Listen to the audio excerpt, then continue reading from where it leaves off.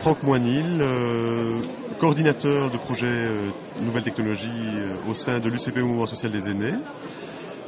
Aujourd'hui, donc, j'ai présenté en tout début de matinée une conférence sur les aînés et les technologies, donc à la fois sur Internet, l'ordinateur, le GSM et toutes les technologies que l'on peut encore trouver aux alentours. Et nous profitons en fait des REWIX et de la semaine du numérique pour lancer notre nouvelle campagne.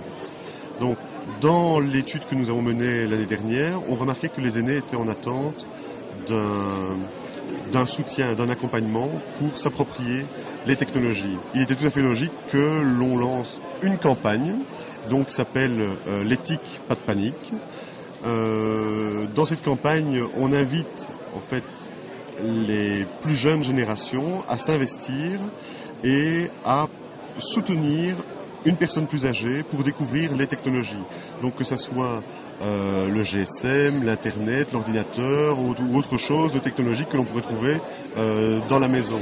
Alors, non seulement on les accompagne, mais le deuxième objectif de la campagne, c'est de valoriser les relations inter- et intragénérationnelles, mais également d'aller plus loin et de retisser des relations et des liens sociaux au niveau du local. Ce qui veut dire que les personnes se sentent souvent isolées. On entend souvent les aînés qui disent « oui, mais il y a des jeunes, je n'ose pas leur demander quelque chose, ils me font un peu peur ». Ici, ce qu'on essaie de faire, c'est vraiment d'être médiateur.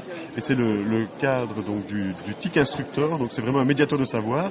Et ce jeune, le TIC instructeur, peut aller à la rencontre de personnes plus âgées qu'il connaît ou non, pour leur donner un soutien, mais la personne âgée peut également prendre son contrat de soutien TIC afin d'aller à la rencontre des jeunes et de lui proposer de l'aider. Nous avons pour cette campagne donc mis deux outils à disposition du public.